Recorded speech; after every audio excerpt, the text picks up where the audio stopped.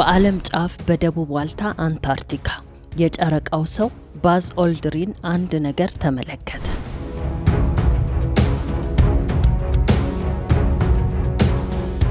ከዛም በፍጥነት ተመለሰና በትዊተር ገጹ አንድ አስደንጋጭ መልእክት አስተላለፈ።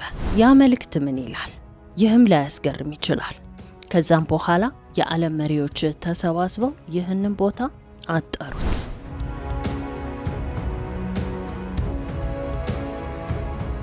ለመሆኑ አንታርክቲካና የኢትዮጵያ ገዳማት ወይም ደግሞ የኢትዮጵያ ጥንታዊ ቅርሶች ምን አገናኛቸው? ሰምታችሁ ለማመን የምትቸገሩት ጉድ ነው። እስከ መጨረሻው አብራችሁኝ እንድትቆዩ ስል በአክብሮት ጋብዛለሁ። ለቻናላችን አዲስ የሆናችሁ ሰብስክራይብ ማድረግ እንደዚሁም ሁላችሁም ቪዲዮ ላይክ አድርጉ እያልኩኝ አሁን ወደ ዝግጅት ያለፍኩኝ።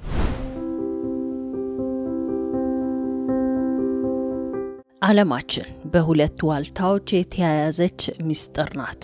በአንድ በኩል ቅዝቃዜውና በረዶ የሸፈነው የአንታርክቲካ ጥልቁ አካባቢ፣ በሌላ በኩል ጥንታዊውና መንፈሳዊው የኢትዮጵያ ምድር። ወደ ጠፈር ተመራማሪው ባዝ ኦልድሪን ስንመጣ ያየው አስደንጋጭ ነገር ምንድነው? ለምን ታመመ? ሲቀጥል ተመልሶ በትዊተር ገጹ ምን አይነት መልእክት አሰፈረ? ሆኖም ይህ መልእክት ከደቂቃዎች በኋላ ከትዊተር ገጹ ላይ ጠፋ። ከዛም የዓለም መሪዎች በፍጥነት ወደ አንታርክቲካ አመሩ። ጊዜው እንደ አውሮፓውያን አቆጣጠር በ2016 መጨረሻ አካባቢ ነው። ባዝ ኦልድሪን አንታርክቲካን ለመጎብኘት ሄዶ ነበር። ነገር ግን እንደ ዕድል ሆኖ ልክ እግሩ አንታርክቲካን ወይም ጥልቁን የበረዶ ስፍራ እንደረገጠ በጠና ይታመማል። ከዛም በፍጥነት እንዲመለስ ተደረገ። ከተመለሰ በኋላ በትዊተር ገጹ ሁላችንም አደጋ ላይ ነን፣ እሱ ራሱ ጥፋት ነው ብሎ ጻፈ። We are all in danger, it's evil itself የሚል ጽሑፍ ነበር ያሰፈረው። ከደቂቃዎች በኋላ ግን ይህ ጽሑፍ ከትዊተር ገጹ ላይ ጠፋ። በወቅቱ በትዊተር ላይ አንድ ምስል ተሰራጨ። እሱም የአንታርክቲካን በረዶ ተራራ ፒራሚድ የመሰለ ቅርጽ ያለው የሚያሳይ ነበር። እላዩ ላይ ሁላችንም አደጋ ላይ ነን የሚለው ጽሑፍ አለበት። ይህ ጉዳይ የበርካታ ሰዎችን ቀልብ ስቦ ነበር። የዓለም ባለስልጣናት በየተራ ለምን ወደ አንታርክቲካ ይጓዛሉ? በረዶን ለማየት ወይስ እዛ የታሰረውን ጥንታዊ አካል ለመጎብኘት? በነገራችን ላይ ባዝ ኦልድሪን የተባለው የጨረቃ ሰው ብቻ አይደለም ስለ አንታርክቲካ የተናገረው። ከዛ በፊት በ1947 ባይርድ የተባለ የጦር አውሮፕላን አብራሪ ስለ አንታርክቲካ አስደንጋጭ ነገር ተናግሮ ሞተዋል። ከዋልታ ወደ ዋልታ የሚበሩ አካላት አደጋ ላይ ናቸው የሚል ንግግር ነበር የተናገረው። ባዝ ኦልድሪን እዛው አንታርክቲካ ሄዶ ባይኑ የተመለከተው ጉድ፣ እንደዚሁም አድሚራል ባይርድ በማስታወሻ ደብተሩ ላይ ያሰፈረውን ሚስጥር ስንመለከት አንታርክቲካን የሚስጥር ቀጠና ያደርጋታል።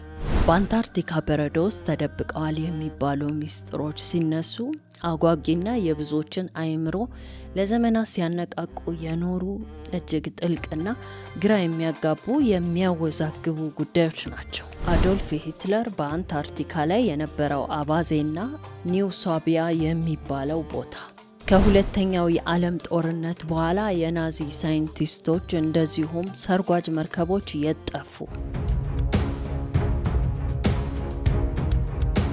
ናዚዎች በበረዶ ውስጥ ግዙፍ ዋሻዎችን አግኝተው ቤዝ 211 የተባለ ግዙፍ የጦር መንደር እንደገነቡ ይነገራል። በዚያን ጊዜ ቪሪልና ሃውኒቡ የተባሉ በራሪ ዲስኮችን ሲሰሩ እንደነበርና ሂትለርም በጦርነቱ ማብቂያ ወደዚያ እንደሸሸ፣ አድሚራል ባይረድ የተባለውም የጦር አውሮፕላን አብራሪ የተጠቃው በእነዚህ ዩፎዎች እንደሆነም ይነገራል።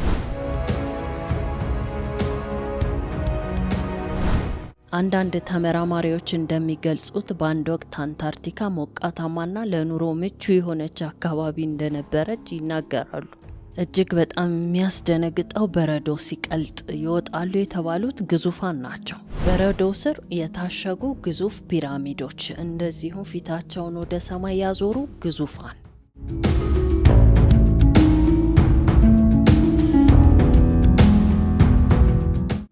የዓለም መሪዎች ለምን አንታርክቲካን አጠሩት? ተራ ሰው እንዳይቀርበው የተደረገው ስለምንድን ነው?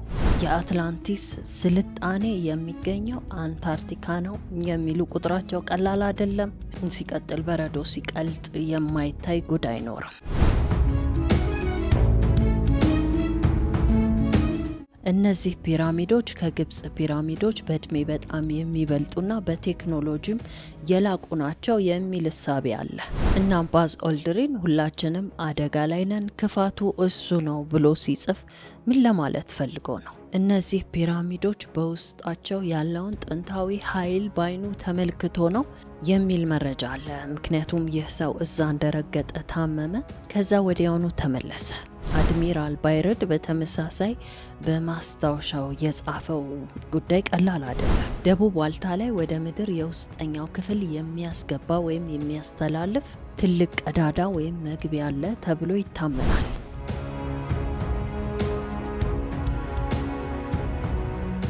እዚያ ውስጥ የራሳቸው ፀሐይ፣ ወንዞችና እጅግ የላቁ ፍጥረታት የሚኖሩበት አጋርታ የተባለ ዓለም እንዳለ ይነገራል። የቮስቶክ ሐይቅ ከበረዶ በታች 4 ኪሎ ሜትር ጥልቀት ላይ የሚገኝ ግዙፍ ሐይቅ ነው። በሐይቁ ስርም ትልቅ የብረት አካል ይገኛል። ይህ የብረት አካል ምንነቱ አይታወቅም። ምናልባትም የወደቀ የጠፈር መንኮራኮር ወይም ደግሞ የጥንት መሳሪያ ሊሆን ይችላል ተብሎ ይገመታል።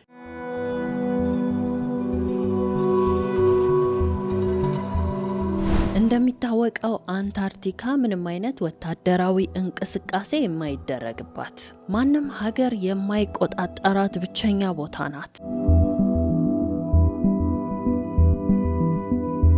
ነገር ግን እጅግ የሚያስገርመውና እንቆቅልሹ ጠላት የሆኑ የዓለም ሀገር መንግስታት ሳይቀሩ በአንታርክቲካ ጉዳይ ላይ እንዴት ተስማሙ የሚለው ነው። በዚህ ጉዳይ ላይ የሚሰነዘሩት ሀሳቦች ምንድን ናቸው? መንግስታት እዛ ያለውን ሚስጥር፣ ለምሳሌ ከምድር ውጭ ያሉትን ፍጥረታትና ጥንታዊ ስልጣኔን ለመደበቅ ያደረጉት ነው የሚል እምነት አለ። ታዲያ ይህንን በሚስጥር የተከበበ አህጉር ምን ስያሜ እንስጠው?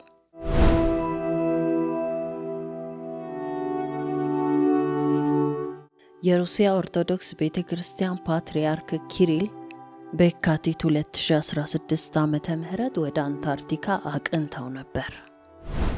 አንድ የሃይማኖት መሪ በረዶ ብቻ ባለበትና ሰው በማይኖርበት አካባቢ እንዴት ሊሄዱ ቻሉ የሚለው ዓለምን ሁሉ አስገርሟል። ፓትርያርኩ እዛ በምትገኝ አንድ ትንሽዬ ቤተክርስቲያን ስለ ዓለም ሰላም ጸለዩ ተባለ። ነገር ግን ብዙዎች እንዳወሩት ሩሲያ በአንታርክቲካ በረዶ ስር ያገኘችውን የቅዱስ ቃል ኪዳን ታቦት የሚመስለውን ጥንታዊ መሳሪያ ለመባረክ ወይም ለመቀደስ ነው የሚል ወሬ በሰፊው ተናፈሰ። አንድ የሃይማኖት መሪ ወደዛ መጓዙ መንፈሳዊ ወይም ጥንታዊ ምስጢር እዛ መኖሩን ማረጋገጫ ነው።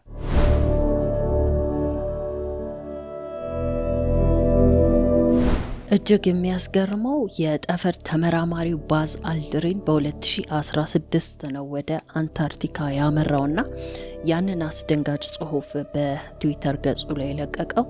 ሲቀጥል የሩሲያውን ፓትርያርክ ወደዛ ያመሩት በ2016 ዓመተ ምህረት ነው። ከዛም በወቅቱ የአሜሪካ የውጭ ጉዳይ የነበሩት ጆን ኬሪም በ2016 ወደ አንታርክቲካ ድንገት በረሩ። እጅግ ባልተጠበቀ ወቅት ህዳር 8 2016 ዓመተ ምህረት በወቅቱ የአሜሪካ ፕሬዝዳንታዊ ምርጫ እየተካሄደ በነበረበት በዛ ወሳኝ ወቅት ድንገት ተነስተው ወደ አንታርክቲካ በረሩ። ዓለም በሙሉ የአሜሪካን የምርጫ ውጤት እየጠበቀ ባለበት በዛን ወሳኝ ሰዓት አንድ ከፍተኛ ዲፕሎማት ሁሉን ነገር እርግፍ አድርገው ትተው ወደ አንታርክቲካ ማቅናታቸው ምን የሚሉት ነው?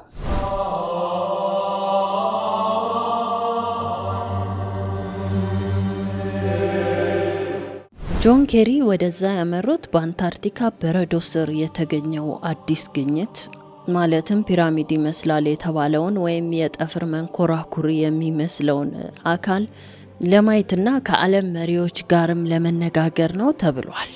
ይህ ጉዞ የዓለምን ሕዝብ ያስገረመና ያልተለመደ፣ እዛ ቦታ ላይ ምን ተከሰተ የሚል ስሜትንም የፈጠረ ነበር።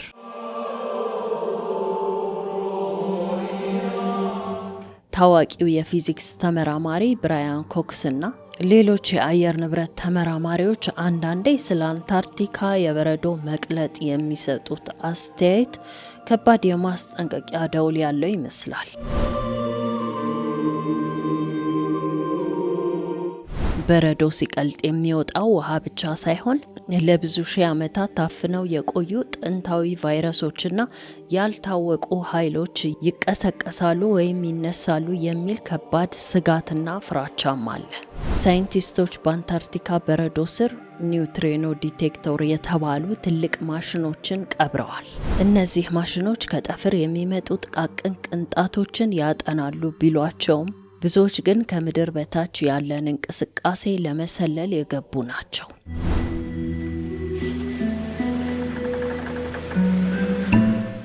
አሁን ደግሞ ወደ ሀገራችን ኢትዮጵያ እንምጣ።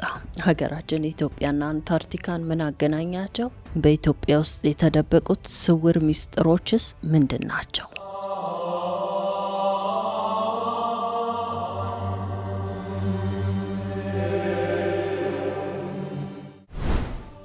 በሰሜኑ የሀገራችን ክፍል በተለይም በላሊበላ ጣናና አካባቢው ላይ የሚገኙ ጥንታዊ ገዳማትና ዋሻዎች ስር ለዘመናት ተዘግተው የኖሩ በሮች እንዳሉ ይነገራል። እነዚህ ዋሻዎች ሰው ሰራሽ አይደሉም። በከርሰ ምድር ውስጥ የሚገኙ ጥንታዊ ቅርሶችና የዓለምን ታሪክ ሊቀይሩ የሚችሉ የኃይል ምንጮች እንደሆኑ አሁን ላይ በከፍተኛ ሁኔታ መነጋገሪያ ሆኗል። የቫቲካን ሚስጥራዊ መዛግብት ስለ ከርሰ ምድር ስልጣኔ ምን ይላል? በእነዚህ ዋሻዎች ውስጥ ያሉ የማይሞቱ ጠቢባን ሚስጥር። እነዚህ ጠቢባን ስለ ዓለም መጨረሻና ስለ አንታርክቲካው ክፋት መነሳት ምን ይላሉ? እንደሚነገረው የዓለም መሪዎችም ይህንን አካባቢ ጎብኝተውታል ይባላል። እንደ ምሳሌ የጠቀሱት ባራክ ኦባማ ነው። ኢትዮጵያን ሲጎበኝ ላሊበላን ለማየት ሳይሆን ከከርሰ ምድር ልዩ ኃይል የሚወጣውን ለመቆጣጠር ነው የሚሉ መረጃዎች አሉ።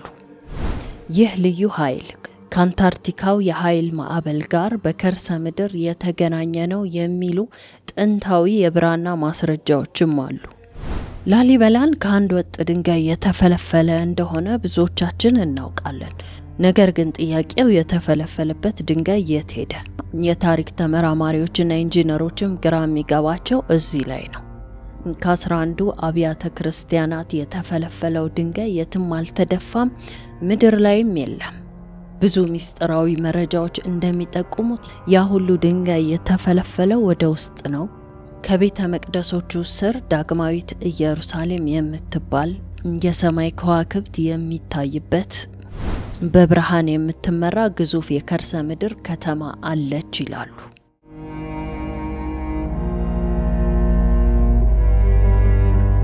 ይህች ከተማም ከላይ ካለው ላሊበላ በ7 እጥፍ ትበልጣለች የሚሉ መረጃዎች አሉ።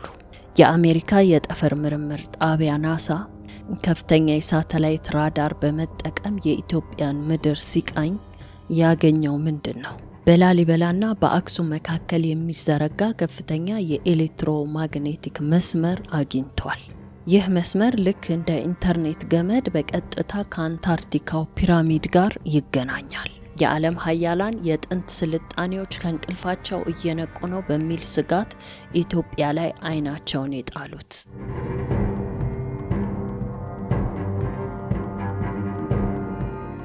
በእነዚህ ዋሻዎች ውስጥ ለሺህ ዓመታት እድሜያቸው ያልገፋ የማይበሉ የማይጠጡ ዓለምን በጸሎትና በኃይል የሚጠብቁ ኢትዮጵያውያን ጠቢባን አሉ። ንጉሥ ሰለሞንና ንግሥተ ሳባ የተጠቀሙበት ዛሬ ዓለም ሊደርስበት ያልቻለው የድምፅ ቴክኖሎጂ እዚህ ምድር ስር ተቀብሮ ይገኛል።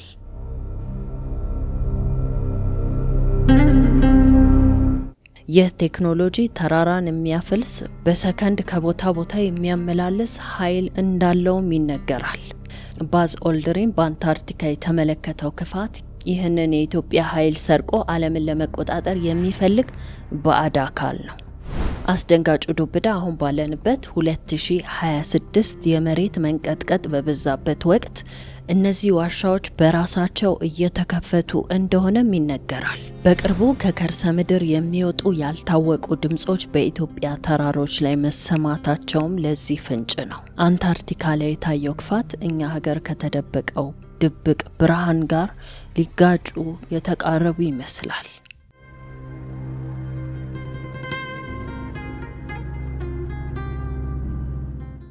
የአንታርክቲካ በረዶ በጨመረ ቁጥር ሚስጥሩ ተደብቆ ይኖራል። በረዶ እየቀለጠ ከመጣ ግን ዓለም የማይፈልገው ሚስጥሮች ገሃድ መውጣታቸው ነው።